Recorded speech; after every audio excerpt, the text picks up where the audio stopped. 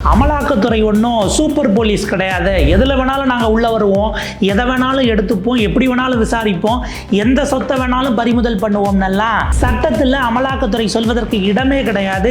எனவே அமலாக்கத்துறையினுடைய இந்த உத்தரவுகளை நாங்கள் ரத்து செய்கிறோம். நீங்கள் ஒன்றும் சூப்பர் காப் இல்லை, சூப்பர் போலீஸ் இல்லை என்று சென்னை உயர்நீதிமன்றம் அதிரடியான ஒரு உத்தரவை, தீர்ப்பை கொடுத்திருக்கிறது. இந்தியா முழுக்க இது பேசுபொருளாக மாறி இருக்கிறது. காரணம், அமலாக்கத்துறையினுடைய அந்த முன்னாடி இருந்த 2 நீளமான பற்கள் பிடுங்கப்பட்டிருக்கிறது அப்படிங்கிறது தான் செய்தியாக மாறி இருக்கிறது. என்ன நடந்தது, நீதிபதிகள் இவ்வளவு கடுமையாக சொல்வதற்கு என்ன காரணம்? 11 வருஷத்துக்கு முந்தின கேஸை கையில் எடுத்துக்கிட்டு இப்போ நீங்கள் என்ன குபீர்னு வந்து யாரை பிடிக்கிறீங்க? அதை விட ரொம்ப முக்கியம், நீங்கள் உள்ள வர்றதுக்கே உங்களுக்கு அதிகாரம் இல்லாத வழக்குக்குள்ள பூந்து நாங்கள் 1000 கோடி சொத்தை பறிமுதல் பண்ணுறோம், எப்படி உள்ளே விட முடியும் என்று சென்னை உயர்நீதிமன்றம் சரமாரியான கேள்விகளை வைத்து அமலாக்கத்துறையை விரட்டி இருக்கிறது அப்படின்னு தான் பார்க்கணும். என்ன நடந்தது, என்ன வழக்கு, அதனுடைய பின்னணி, இதனை விரிவாக அலசுகிறது இந்த தமிழ் குரலின் வளவன் எக்ஸ்க்ளூசிவ் செய்தி தொகுப்பு. லைவ்ல ரிப்போர்ட் ஆயிருக்கக்கூடிய ஒரு செய்தியை பார்க்குறோம். ED is not a super cop or loitering munition to investigate everything coming to its notice, Madras high court என்கிற ஒரு செய்தியை பார்க்குறோம். ரொம்ப தெளிவாக நீதிபதிகள் சொல்லியிருக்கிறார்கள். சூப்பர் காப் அப்படின்னா ஒன்றும் இல்லை, இப்போ நம்ம சூப்பர் மேன்லாம் சொல்கிறோம் இல்லையா, சாதாரண மேன் நம்மெல்லாம், அவர் சூப்பர் மேன், இவங்க எல்லாரை விடவும் வேற லெவல் பவரோடு இருக்கக்கூடியவருங்கிற மாதிரி. காப் அப்படின்னா போலீஸ் விசாரணை அதிகாரிகள்னு வச்சுக்கலாம். சூப்பர் காப்னா எல்லாரை விடவும் அதிக பவர் கொண்டவர் அப்படின்னு அர்த்தம். இப்போ இதை ஏன் இங்கே கொண்டு வராங்க அப்படின்னா, அமலாக்கத்துறை என்ன நினச்சிக்கிட்டு இருக்கு, நாங்கள் சூப்பர் காப்பு. இப்போ உதாரணத்துக்கு நம்ம போலீஸ் படங்களே நிறைய தமிழ்லையும் எடுத்திருப்பாங்க, பல லாங்குவேஜஸில். நீங்கள் அதில் லாஜிக்கெல்லாம் இருக்காது. ஒரு சம்மந்தமில்லாத வழக்குக்குள்ளே இவர் போய் அதில் பூந்து பகையை வளர்த்துக்கிட்டு அவர் ஜெயிப்பாருங்கிற மாதிரிலாம் கதை போகும். இல்லாத அதிகாரத்தை நீங்கள் எப்படி செயல்படுத்துவீங்கிறது தான் கேள்வி. சென்னை உயர்நீதிமன்றத்தில் 2 நீதிபதிகள் இந்த தீர்ப்பை கொடுத்திருக்கிறார்கள். ஜஸ்டிஸ் MS ரமேஷ் மற்றும் ஜஸ்டிஸ் C லட்சுமி நாராயணன் ஆகிய 2 நீதிபதிகள். அவங்க குறிப்பிட்றாங்க, அமலாக்கத்துறைக்கு ஏதோ ஒரு கேஸ் சம்பந்தமாக ஒரு விஷயம் கவனத்துக்கு வருது அப்படின்னா உடனே அவங்க உள்ள பூந்து அதில் நாங்கள் விசாரிக்கணும். அதாவது தெள்ள தெளிவாக அரிச்சுவடின்னு நம்ம சொல்லுவோம், ஆவணாலேருந்து ஆரம்பித்து அக்கண்ணா வரைக்கும் அப்படின்னு ஆரம்பித்தா அரிச்சுவடி தான் முதல்ல தொடங்குவாங்க. அரசியல் பாலபாடமோ இல்லை இங்கே சட்ட ரீதியாக பாலபாடமோ அதை ஆனா போட்டு ஆரம்பிக்கிறதுங்கிறது இருக்கு இல்லையா, இதிலிருந்து ஆரம்பிக்கிறாங்க. அமலாக்கத்துறைக்கு முதல்ல சட்டம் தெரியுதா அப்படின்ற இடத்திலிருந்து நீதிபதிகள் வருகிறார்கள். முதல்ல இப்போ இந்த கேட்ட கேள்விகளுக்கு முன்னாடி வழக்கு என்னன்னு பார்த்துடலாம், ஏன்னா அதுதான் ரொம்ப சுவாரஸ்யமானது. அமலாக்கத்துறை கடந்த ஆண்டு 23 எண்டில் இங்கே சென்னையில் இருக்கக்கூடிய ஒரு நிறுவனம், அந்த நிறுவனத்தினுடைய பேஸ் வந்து பார்த்திங்க அப்படின்னா அவங்க வந்து நிலக்கரி சார்ந்து இயங்கி அதிலிருந்து மின்சாரம் தயாரிக்கக்கூடிய ஒரு நிறுவனம், RKM பவர் ஜென் பிரைவேட் லிமிடெட்ங்கிற ஒரு கம்பெனி. இவங்களுடைய 1000 கோடி ரூபாய் மதிப்பிலான சொத்துக்களை அமலாக்கத்துறை முடக்குகிறது. சென்னை பேஸ்டு கம்பெனியில் அவங்க இதை எதிர்த்து கோர்ட்டுக்கு போகிறாங்க. என்ன நடந்துச்சு அப்படின்னும் போது இதுதான் ஹைலைட் ஆனது. சத்தீஸ்கரில் மோடி அரசு அவங்க 2014 வராங்க. அதுக்கு முன்பாக இருந்த UP8 கூட நீங்கள் எடுத்துக்கங்க. சத்தீஸ்கர் சென்ட்ரிக்காக ஒரு கான்ட்ராக்ட் கொடுக்குறாங்க. இதுக்கு நிலக்கரி ஃபட்டேபூர் அப்படிங்கிற இடத்துல, ஃபட்டேபூர் ஈஸ்ட் கோல் பிளாக் நிலக்கரி சுரங்கத்தில் அங்கே அமைச்சு பவரை ஜென்ரேட் பண்ணுறதுக்கு ஒரு ப்ராஜெக்டை ஒரு 5-6 நிறுவனங்களுக்கு அந்த காலகட்டத்தில் ஒதுக்குறாங்க. ஒதுக்கின பிறகு தான் தெரிய வருது அந்த இடங்கிறது ரிசர்வ்டு ஃபாரஸ்ட்டுக்குள்ளே இருக்கிறது. ரிசர்வ்டு ஃபாரஸ்ட்டுக்குள்ளே எந்த விதமான ஆக்டிவிட்டிஸையும் செய்வதற்கு தடை இருக்கிறது. உச்சநீதிமன்றம் பல இடங்களில் என்விரான்மெண்ட் சார்ந்த தீர்ப்புகளும் இருக்கிறது. அப்போ இதை எதிர்த்து ஒரு பொதுநல வழக்கு உச்சநீதிமன்றத்துக்கு போகிறது. ஸ்பெஷல் கோர்ட்டுக்கு அவங்க டைரக்ட் பண்ணுறாங்க. அப்போ என்ன சொல்கிறாங்க, CBI இதில் விசாரிக்கணும். எப்படி தடை செய்யப்பட்ட காடுகள் பகுதி, அதாவது இந்த மாதிரியான இண்டஸ்ட்ரீஸ் அமைப்பதற்கோ தடை செய்யப்பட்ட பகுதிக்குள்ள ரிசர்வ்டு காடுகளுக்குள்ள அனுமதிக்க முடியும். அலாட் பண்ணி நீங்கள் 5 கம்பெனிகளுக்கு கான்ட்ராக்டே கொடுத்துருக்கிறீங்க, இதை விசாரிக்கணும். இதில் ஏதாச்சும் முறைகேடுகள் இருக்கா அப்படிங்கிறத பாருங்கன்னு நீதிபதிகள் உத்தரவிடுகிறார்கள். என்ன இதில் வழக்கு பதிவு செய்யப்படுகிறது அப்படின்னா, செக்ஷன் 420 ஆப்வியஸ்லி சீட்டிங் உள்ள வரும். அதே போல் IPCயில் 120B கிரிமினல் கான்ஸ்பிரசி, இதில் வந்து பார்த்திங்கன்னா ஏதோ ஒரு சட்டவிரோத காரியம் செய்து திட்டமிட்டு அதுக்கான வேலைகளை, சதி திட்டங்களை தீட்டியிருக்கிறார்கள். அதே போல் ப்ரிவென்ஷன் ஆஃப் கரப்ஷன் ஆக்ட், லஞ்ச ஒழிப்பு தடுப்பு சட்டம் இருக்கு இல்லையா, அதில் செக்ஷன் 13(1)D நினைக்கிறேன். இந்த 3 பிரிவுகளில் வழக்கை பதிவிடுறாங்க. அதிகாரத்தை துஷ்பிரயோகம் செய்து ஒருவருக்கு லாபம் ஏற்படும் வகையில் பொதுத்துறை ஊழியர் நடந்து கொண்டார் அப்படிங்கிற வகையில் ப்ரிவென்ஷன் ஆஃப் கரப்ஷன் ஆக்டும் உள்ள வருது. இப்போ இந்த 3 வழக்குகளில் CBI விசாரிப்பதற்கு உத்தரவிடுகிறார்கள். CBI உள்ள போது அவங்க குறிப்பிடுறாங்க, இந்த இடம் அப்படிங்கிறதுல கம்பெனிகளுக்கு எந்த விதமான பங்கும் இல்லை, கான்ட்ராக்டு நாங்கள் கொடுக்க போகிறோம் அப்படின்னு அரசு சொல்லி இருக்கிறது, அவங்க ரிசர்வ்டு ஃபாரஸ்ட்டுக்குள்ளங்கிறத அவங்க கவனிக்காமல் விட்டுருக்கிறாங்க என்று சிபிஐ ஸ்பெஷல் கோர்ட்டில் தெரிவிக்கிறாங்க. கோர்ட்டு சிபிஐனுடைய அந்த ரிப்போர்ட்டை ஒத்துக்கலை. சம்மந்தப்பட்ட கம்பெனிகள் அவங்க எப்படி சம்மந்தப்படாமல் இருப்பாங்க, நீங்கள் திரும்ப விசாரிங்க அப்படின்னு கோர்ட்டு சொல்லுது. மறுபடியும் என்ன பண்ணுறாங்க, சப்ளிமெண்ட்ரி சார்ஜ் ஷீட்டாக அவங்க ஃபைல் பண்ணுறாங்க. அப்போ ரிசர்வ்டு ஃபாரஸ்ட்டுக்குள்ளே அலோவ் பண்ணதுங்கிறது சட்டத்துக்கு எதிரானது. ஆனால் ரிசர்வ்டு ஃபாரஸ்ட்டுக்குள்ளே தான் வேணும்னு இந்த கம்பெனிகள் போய் கேட்டாங்களா அப்படிங்கிற கேள்வி இருக்குது என்று அவங்க ஒரு சப்ளிமெண்ட்ரி சார்ஜ் ஷீட்டை போடும்போது இதோட இந்த வழக்கை நீங்கள் ஹோல்டு பண்ணுங்கள். 2014 கொடுக்குறாங்க கான்ட்ராக்டை. 2015 தொடங்குவதற்கு முன்பாகவே அது வழக்காக மாறி சிபிஐ விசாரிக்க உத்தரவிடுகிறார்கள். இப்போ என்னன்னா 9 வருடங்கள் கழித்து இடி டக்குன்னு இதுக்கு உள்ளே வராங்க. சத்தீஸ்கரில் கொடுக்கப்பட்டதுக்கு 9 வருஷம் கழித்து உள்ளே வந்து இதில் நாங்கள் விசாரிக்க போகிறோன்னு சொல்லி கிட்டத்தட்ட 9 ஆண்டுகளுக்கு பிறகு அவங்களுடைய பேங்க் அக்கௌண்ட் எல்லாம் முடக்கிடுறாங்க. அதை தாண்டி பார்த்தா 1000 கோடி ரூபாய் மதிப்பிலான சொத்துக்களை நாங்கள் அட்டாச் பண்ண போகிறோம் அப்படின்ட்டு கடந்த ஆண்டு அதுக்கு முந்தின ஆண்டுகளில் அவங்க வேலைகளை தொடங்கி ப்ராப்பர்ட்டிஸை ஃப்ரீஸ் பண்ணுறோன்னு உள்ளே வந்துட்டாங்க. இதை எதிர்த்து இந்த கம்பெனி சென்னை உயர்நீதிமன்றத்தில் வழக்கு தொடுக்குது. ரொம்ப சிம்பிளாக நம்ம புரிஞ்சுக்க வேண்டியது என்னென்னா, நாங்கள் அதாவது கான்ட்ராக்டை எடுத்து வேலையவே ஆரம்பிக்கலை, கான்ட்ராக்டை வாங்கினதோடு சரி. அப்போ ஊழல் பணத்தை நாங்கள் உள்ளே சேர்த்து சொத்தாக மாற்றணும்னு வராது. ப்ரொசீட்ஸ் ஆஃப் க்ரைம் உள்ளே வர வாய்ப்பே இல்லை. கான்ட்ராக்ட் அலாட்மெண்ட்டோடவே அதை நிறுத்திட்டாங்க, ரத்து பண்ணிட்டாங்க அப்படின்னா ஆப்வியஸாக நாங்கள் பணத்தை அந்த இடத்த இதுதான் வேணும்னு கேட்டது நாங்கள் இல்லைன்னும் போது எங்களின் மீது குற்றச்செயல் அப்படிங்கிறதே கிடையாது. இதை விட முக்கியம், சிபிஐ விசாரித்து இந்த நிறுவனங்கள் இதில் சம்மந்தப்பட்டிருக்கிறாங்க, இது பெரிய அளவுக்கு சதி திட்டம் அப்படின்லாம் சொல்ல முடியாதுன்னு சிபிஐ நீதிமன்றத்தில் தாக்கல் பண்ணிய பிறகு அமலாக்கத்துறை உள்ளே வந்ததும் இதை வச்சு பல ஆயிரம் கோடிகள் நாங்கள் ஊழல் பண்ணிட்டோன்னு சொல்கிறதும் ஏற்கத்தக்கதல்லன்னு ஒரு வழக்கை போடுறாங்க. இடி உள்ளே வந்ததே தப்பு.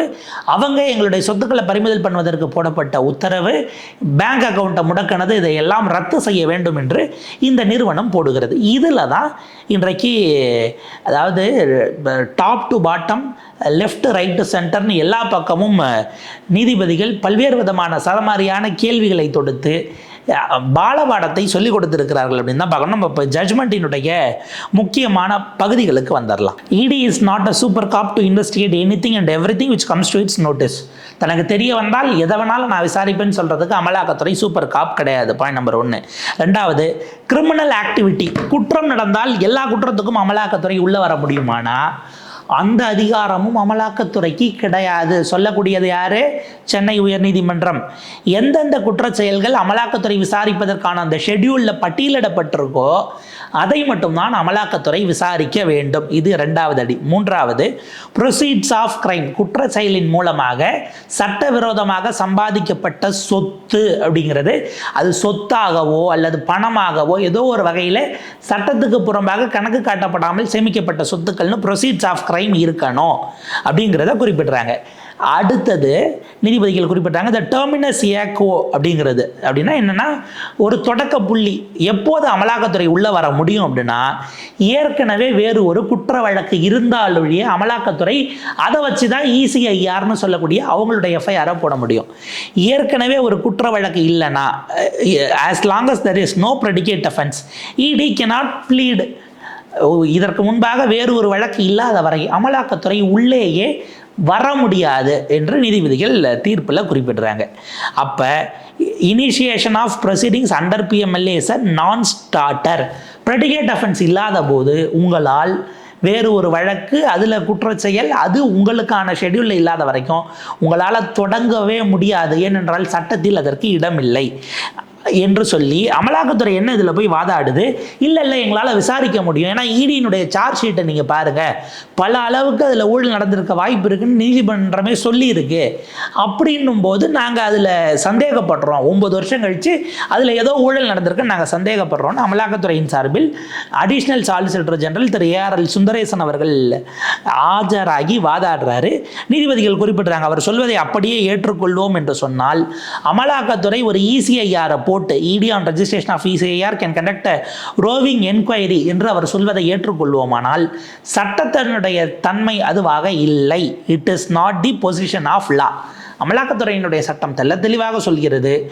நாங்கள் ஒரு விஷயத்தை எடுக்கிறோம், இதை நீதிபதிகள் இன்னும் தெளிவாக விளக்குறாங்க. இப்போ உதாரணத்துக்கு ஒரு வழக்குக்குள்ள அமலாக்கத்துறை போகிறது, விசாரிக்கிறது. ஏற்கனவே ஏதோ ஒரு வழக்கு, அதில் இவங்க உள்ளே போய் விசாரிக்கிறாங்க. நான் விசாரிக்கும் போது அமலாக்கத்துறைக்கு என்ன தெரிய வருதுன்னா, இதில் இன்னொரு குற்றமும் நடந்திருக்கு. அதுக்கு வேற இப்போ ஒரு ஆட்கடத்தல் வழக்கில் அதன் மூலமாக தொடர்ந்து அவங்க ஆட்களை கடத்திக்கிட்டு இருக்கிறாங்க அப்படின்னு ஒரு கேஸ் இருக்குன்னு வச்சுக்கோங்க. இந்த ஆட்கடத்தல்ங்கிற வழக்கில் அவங்க பார்த்த பணம்ங்கிறது ஹியூமன் டிராஃபிக்கிங்கில் ரொம்ப பெரிய அளவுக்கு இருக்கிறது, பல கோடிகள் அப்படிங்கிறது இருக்குது. இப்போ ஒருவேளை அந்த ஹியூமன் டிராஃபிக்கிங் சார்ந்து ஒரு ப்ரொசீட்ஸ் ஆஃப் கிரைம் பிஎம்எல்ஏக்கு அடியில் வருதுன்னு வச்சுக்கிட்டு அமலாக்கத்துறை அதுக்குள்ளே வந்தால், வருதான்னு எனக்கு தெரியல, வந்ததுன்னு வச்சுக்கோங்களேன், இது ஒரு குற்றச்செயல். அதுக்குள்ளே அமலாக்கத்துறை வந்துருச்சு. இவங்க இதை கண்டுபிடிச்சிட்டு இருக்கும்போது இன்னொரு விஷயம் என்ன தெரிய வருதுன்னா, இவங்க அதனோட சேர்த்து ஒரு போதைப் பொருள் கடத்தல் கும்பலும் இதனோட கூடுதலாக செஞ்சுருக்கிறாங்க, அதில் வந்த பணமும் இதுக்குள்ளே வருது என்று தெரிய வந்தால் அமலாக்கத்துறை வந்த வேலையை விட்டுட்டு இந்த 2வது கேஸை கையில் எடுக்க முடியாது நீதிபதிகள் சொல்கிறாங்க. அவங்க என்ன பண்ணணும், உதாரணத்துக்கு நான் சொன்னது போதை பொருள்னு வச்சுக்கிட்டா, இதுக்கு யார் இருக்காங்க, அதுக்கான அத்தாரிட்டி யாரோ அவங்களுக்கு தகவல் சொல்லணும். அந்த இடத்துல அது இதை தடுப்பதற்கு யார் இருக்கிறார்கள், டெரரிசம் ஆக்டிவிட்டியாக இருக்குன்னு சந்தேகப்பட்டால் என்ஐஏ, நீங்கள் அங்கே அவங்களுக்கு சொல்லணும். இந்த மாதிரி இந்த மாஃபியா இருக்காங்க அப்படின்னா அதுக்கு அத்தாரிட்டி யாரோ அவங்களுக்கு சொல்லணும். அவங்க தான் அதை பார்க்கணுமே தவிர அமலாக்கத்துறையினுடைய வேலை ஒரு குற்ற வழக்கை விசாரிக்கும் போது வேறு சில குற்றங்கள் வருகிறது என்றால் நாங்கள் அதை கையில் எடுத்து விசாரிப்போம்னு சொல்ல முடியாது என்று நீதிபதிகள் தீர்ப்பில் குறிப்பிடுறாங்க. அப்போ இந்த குறிப்பிட்ட வழக்கை எடுத்துக்கொண்டால், இந்த வழக்கில் நாங்கள் இதை அந்த பேங்க் அக்கௌண்ட்டை ஃப்ரீஸ் பண்ணுறோன்னு சொன்னதும் சரி, சொத்துக்களை பறிமுதல் பண்ணி இணைக்க போகிறோம் என்று சொன்னதும், it is attachment is per se without jurisdiction, தங்களுக்கு அதிகாரம் இல்லாத நேரத்திலும் அந்த அதிகாரத்தை கையில் எடுத்து அதிகாரம் இருப்பதாக கருதி கொண்டு இவர்கள் செய்திருக்கிறார்கள். The impact order suffers from jurisdictional error அப்படிங்கிறத குறிப்பிடுறாங்க. தங்களுக்கு இதில் கட்டளை பிறப்பிக்க அதிகாரம் இருக்கிறதா என்றால் இல்லாததை இருப்பதாக கருதி கொண்டு இட்ஸ் ஐ எரர் என்று குறிப்பிட்டு தவறாக தங்களுடைய அதிகாரம் இருப்பதாக நினைத்து கொண்டு கொடுத்திருப்பதாக இந்த நீதிமன்றம் கருதுகிறது. சிபிஐ இன்னைக்கு வரைக்கும் என்ன குற்றம் இந்த கம்பெனி செஞ்சதுன்னே சொல்ல முடியல. CBI is yet to come up with the offense. Supreme court 2014 direct பண்றாங்க, 2015 கம்ப்ளைண்ட் பதிவு பண்ணப்படுகிறது என்றாலும் கூட அட்டாச் பண்றது, இன்வெஸ்டிகேட் பண்றது இதெல்லாம் இடி செய்யலாமானா அவங்க சொல்றாங்க சிபிஐ சார்ஜ் ஷீட்டை வச்சு நாங்கள் செய்கிறோங்கிறாங்க. ஆனால் கடைசி வார்த்தை தான் ரொம்ப முக்கியமானது. cannot possess jurisdiction based on phantoms that it sees from the charge sheet. அதாவது அமலாக்கத்துறை தன்னுடைய ஃபேண்டம்ஸ் அப்படின்னா ஏதோ ஒன்று இருக்குன்னு அவங்க உணர்றது, ஆனால் அது இருக்கானா இல்லை அப்படிங்கிற ஒரு பாயிண்ட். நீங்கள் இருப்பதாக கற்பனை செய்து கொள்வதன் மூலமாக எங்களுக்கு நாங்கள் இருக்குன்னு நம்புகிறோம். அப்போ உதாரணத்துக்கு இங்கே டாஸ்மாகில் சொன்னாங்க இல்லைங்களா, 1000 கோடி ரூபாய் ஊழல் அப்படின்னு முதல்ல சொன்னாங்க. 1000 கோடி ரூபாய்க்கு எங்கெங்க கணக்கு அப்படின்னு சிஜே பிஆர் கவாய் அவர்கள் கேட்டிருக்கிறார்கள். அமலாக்கத்துறை இன்னும் அந்த கணக்கை ரெடி பண்ணிக்கிட்டு இருக்கு, எப்படி 1000 கோடின்னு. இதுக்கு நடுவில் அமித்ஷா அவர்கள் ஒரு பேட்டியில் 33,000 கோடி அப்படின்னு அவர் பேசியிருக்கிறாரு. கணக்கு கேட்டால் கொடுப்பாரான்னு நமக்கு தெரியல. ஆனால் அவங்க அந்த குற்றச்சாட்டுன்னு வைக்கிறாங்க அப்படின்னா இப்போ இதன் மூலமாக 1000 கோடி வரை அப்படின்னு அவங்க எப்படி அனௌன்ஸ் பண்ணாங்கங்கிற கேள்வி இருக்குல்ல. இதே தான் அவங்க கெஜ்ரிவாலுக்கு பண்ணாங்க. கிட்டத்தட்ட 100 கோடி ரூபாயோ என்னமோ அவர் வாங்கிட்டாரு, எங்கெங்க அந்த பணத்தை தான் செலவு பண்ணிட்டாரு. ஏப்பா அந்த சட்டவிரோத பணம் எங்கப்பா, பணத்தை கையோடு பிடிச்சிட்டு வாங்கப்பா, பணத்தை அவர் செலவு பண்ணிட்டாருங்க, ஆனால் வாங்கினது சட்டவிரோத பணம் தானே, அதனால அவரை நாங்கள் உள்ளே பிடிச்சி போடுவோங்கிற கணக்குக்கு தான் இவங்க வராங்க. அப்போ நீங்கள் நினைக்கிறோம் நாங்கள் இதில் 1000 கோடி வரை சம்பந்தப்பட்டிருக்கோம் என்று நினைக்கிறோம் என்று சொல்வதற்காக நீங்கள் நினைப்பதற்கெல்லாம் உங்களுக்கு அதிகாரத்தை கொடுத்து நீங்கள் இதில் மேற்கொண்டு விசாரிங்கள் என்று சட்டப்பூர்வமாக நீதிபதிகள் வழக்கு சொல்ல முடியாது அப்படிங்கிறத அவங்க குறிப்பிடுறாங்க. ஸோ ஆல்டுகெதராக பார்த்தா நம்ம ஜட்ஜ்மெண்ட்டுடைய அந்த point to put it pithily, no predicate offence, no action by ED. இந்த இடத்துல முன்கூட்டியே சிபிஐ நீங்கள் எடுத்துக்கலாம் அல்லது பின்னாடி இவங்கள்ட்ட எடுத்துக்கலாம். ப்ரெடிகேட் அஃபென்ஸ் இல்லை அப்படின்னா உங்களால் எந்த நடவடிக்கையும் எடுக்க முடியாது. அதாவது மூல வழக்கே மூடப்பட்ட பிறகு அமலாக்கத்துறைக்கு அதில் எந்த வேலையும் இல்லை அப்படின்னு நீதிபதிகள் தெளிவாக இந்த வழக்கை குறிப்பிட்டு முடித்திருக்கிறார்கள். அப்போ அதுக்கு அர்த்தம் அப்படின்னா அவங்களுடைய ஆர்டர்ஸே அந்த பேங்க் கணக்கை முடக்கணும், அதே போல் பார்த்திங்கன்னா சொத்துக்களை பறிமுதல் பண்ணுறோம் என்கிற ஆர்டர்ஸே உங்களுக்கு அதிகாரம் இல்லை என்பதனால் அது குவால் செய்யப்பட்டதாக கிட்டத்தட்ட இதில் இந்த வழக்கு முடித்து வைக்கப்படுகிறது அப்படின்னு தான் அந்த ரெட் பெட்டிஷன்ஸை முடிச்சிருக்கிறாங்க. இது ரொம்ப ரொம்ப ஏன் முக்கியத்துவம் வாய்ந்தது நம்ம பார்க்குறோம் அப்படின்னா இது தமிழ்நாடு சென்ட்ரிக்காக இருக்கிறது. இது அவங்க யாரு கூட முடிச்சு போட பார்த்தாங்க? ஒருவேளை இந்த நிறுவனம் இங்கே இருக்கக்கூடிய யாருக்காச்சும் எலக்ட்ரல் ஃபண்டிங்ஸ் கொடுத்துருக்காங்களா? இது நமக்கு தெரியல. ஆனால் பல நேரங்களில் எங்கே எலெக்ஷன் நடக்குதோ அந்த ஊர்களில் சில ரைட்ஸ் நடத்தப்படும். நடத்தி சில விஷயங்களை பறிமுதல் பண்ணிட்டு அது வேறு வகையில் ஆளுங்கட்சிக்கு மொபிலைஸ் பண்ணப்படலாம் என்கிற ஒரு குற்றச்சாட்டு. இட்ஸ் எ பொலிட்டிக்கல் சார்ஜ் தான். அந்த பொலிட்டிக்கல் சார்ஜ் பல நேரங்களில் இருந்து கொண்டே இருக்கிறது. அதாவது ரைடை நடத்திட்டு நம்ம பார்த்தோம் பல நேரங்களில் அந்த குவிட் ப்ரோ கோனை ரைடு நடத்துவாங்க. அடுத்து இந்த கேஸ் தொடரக்கூடாது அப்படின்னா நீங்கள் ஆளுங்கட்சிக்கு எலக்டோரல் நிதியாக அப்படி கொடுத்துருன்னு அந்த பக்கம் வாங்கிட்டு அதை அந்த கட்சி தேர்தலுக்கு அந்த மாநிலத்தில் செலவு பண்ணிக்கணும்னு ஒரு பேட்டர்ன் இருக்குது. இது அதனுடைய நீட்சியாக ஒரு வேலை இருக்கிறதா அப்படிங்கிற சந்தேகத்தையும் நம்ம எழுப்ப வேண்டியிருக்கிறது. அமலாக்கத்துறை இவ்வளவு பெரிய கொட்டுகளை வாங்கிய பிறகும் அவர்கள் திருந்த போகிறார்களா அல்லது அவர்களை இயக்கக்கூடியவர்கள் அந்த முடிவுக்கு வரப்போகிறார்களாங்கிற கேள்வி தொக்கின்னு இருக்கிறது. அமலாக்கத்துறையினுடைய அதிகாரங்களை கொஞ்சம் கொஞ்சமாக நீதிமன்றம் குறைத்து அல்லது அவர்களுடைய அதிகார மீறல்களை குறைத்து கொண்டு வரக்கூடிய விஷயத்தில் இந்த தீர்ப்பு மற்றும் ஒரு மைல்கல்லாக இருக்கும் அப்படின்னு நம்ம பார்க்கலாம். இது அடுத்தது நிலைக்கு எப்படி போகுது, பொலிட்டிக்கலாக எப்படி இம்ப்ளிகேஷன்ஸ் இருக்குங்கிறத பொறுத்திருந்து பார்ப்போம். அப்டேட்ஸோடு சந்திப்போம்.